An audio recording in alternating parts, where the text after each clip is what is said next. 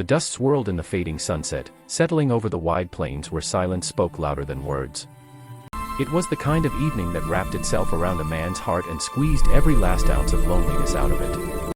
That was exactly how Elias Braddock felt, sitting on the worn steps of his ranch house, staring into the dying light with a cup of black coffee in his hand.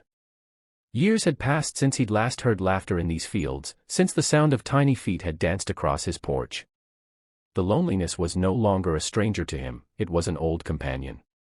A hard man with calloused hands and a soul scarred by loss, Elias had long accepted that his days would be spent with only cattle and wind for company. But fate has a way of turning when you least expect it. And on that particular evening, that turn was coming straight down the dirt road in the form of a rickety wagon filled with pain, shame, and 7 hungry faces. The wagon belonged to the in-laws of Mara Dawson, a woman who had once been the daughter-in-law of one of the richest men in the county, until her husband died in an accident that nobody dared to talk about too much. Her late husband's family, cruel, greedy, and heartless, had turned on her the moment the funeral dirt was still wet. She had 7 children to feed and no way to earn a living on her own. Instead of helping her, they treated her like an animal, forcing her and her children to work on their land without pay. Tonight, they were coming to sell her off, like a burden, not a woman. Word had traveled fast through the small town, and Elias had heard the whispers at the general store that morning, they're auctioning Mara and her kids for debt. Something in him had snapped when he heard that. Maybe it was because he'd once lost the woman he loved, maybe it was because he was tired of living with a heart made of stone, or maybe it was because no man with a shred of decency could stand by and watch that kind of cruelty. The wagon stopped right at the front of his ranch, the in-laws smirking like they were about to trade livestock. Mara stood behind them, shoulders hunched, a ragged shawl wrapped around her trembling frame, and her 7 children clinging to her skirts like little sparrows hiding from a storm. Elias saw her eyes, tired, broken, but still burning with a mother's fight. Her oldest boy, no more than 15, stood in front like a small soldier ready to defend what little they had. The men named their price, spitting tobacco on his porch like they owned the world. Elias didn't bargain. He didn't ask questions. He reached into his coat, pulled out the pouch of money he'd been saving for new fences and cattle, and dropped it into their greedy hands. They rode off laughing, thinking they'd just unloaded a burden. They didn't know Elias Braddock didn't buy burdens. He saved souls. When the sound of the wagon faded into the dark, silence fell heavy. Mara's children looked at Elias with wide eyes, unsure if this man would be another kind of monster. But he didn't shout, didn't touch, didn't order them to work. He simply stepped off his porch, extended a hand to Mara, and said in a low voice, "Ma'am, welcome home." Mara's breath caught like she'd forgotten what kindness sounded like. That night, his house, once a place where silence reigned like a king, was filled with soft shuffling feet, whispers, and the crackle of a warm fire. Elias made sure the kids were fed first, piling plates high with the stew he'd made for one man, not a family of 8, but he didn't care. The oldest boy tried to thank him, his voice trembling, but Elias just shook his head and said, "You don't owe me a thing, son. You're safe now." Days turned into weeks, and the ranch began to change. Where once there was only wind and quiet, now there was laughter, footsteps, and life.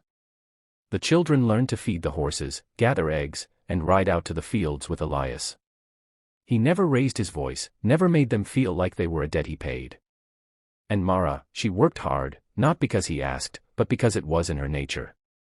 Every dawn, Elias would find her in the kitchen, sleeves rolled up, hair tied back, making breakfast for everyone. She carried herself with quiet strength, even when her hands shook from exhaustion. Slowly, she began to smile again. And every time she smiled, something in Elias's chest warmed like sunlight after a long winter. But what Elias didn't expect was the moment that came one cold morning. He walked out to the porch to find all 7 children lined up in front of him, their faces serious like little soldiers on a mission. The oldest boy stepped forward again, clutching his hat nervously. "Mr. Braddock," he began, his voice breaking, "you've been kind to us. Ma says we don't owe you nothing, but we want you to know, we love it here. We feel safe here. And," his lip trembled as he spoke, "we don't want to lose you. Please, marry our ma." The youngest girl, no more than 4, tugged at Elias's sleeve and whispered, "Please be our pa." The rancher who had spent years living with nothing but silence felt something crack wide open inside him. For the first time in so long, he wasn't just a man with land, he was part of something bigger. A family. His eyes burned with tears he didn't bother to hide. He knelt down in front of them, one by one, resting his hand on their shoulders, and said softly, "You don't have to beg for something that's already in my heart." That night, under the same wide Texas stars that had once been witnesses to his loneliness, Elias walked up to Mara as she was hanging laundry behind the barn. She looked at him with worry in her eyes, but before she could speak, he said, "Mara Dawson, I don't just want to give you a home. I want to build one with you." Her hands flew to her mouth as tears streamed down her cheeks. She had never expected love again, not after everything. But here he was, a quiet rancher with rough hands, and a gentle soul, offering her the world. In time, the wedding was small, quiet, but filled with laughter. The children ran barefoot through the fields, shouting with joy. Mara wore a simple white dress, and Elias wore his Sunday best, but neither needed grandness. All they needed was each other. The ranch flourished, not just with crops and cattle, but with love. Mara's children grew strong and free, and Elias finally had a reason to smile every morning when the sun touched the horizon. The men who once sat alone on his porch now had 7 voices calling him Pa, and a woman who loved him not for what he owned, but for who he was. The first winter on the ranch with Mara and the children came fast, bringing cold winds that rattled the shutters but also a warmth inside the house that Elias had never known. Each night, the fire burned brighter, and the air was filled with the sounds of children laughing, boots thumping, and Mara's soft voice humming as she worked in the kitchen. Elias often found himself pausing at the doorway, watching them, 7 children gathered around the table, their cheeks pink from the cold, their eyes alive with joy.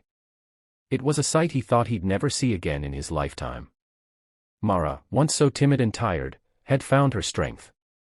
She carried herself like a woman no longer surviving, but living.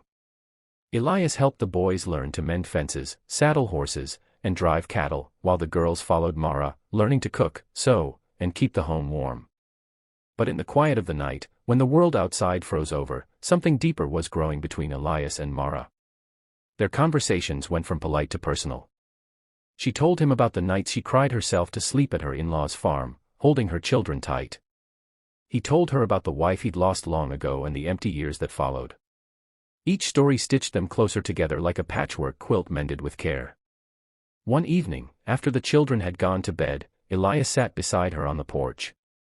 Snowflakes drifted through the air, and the stars burned bright.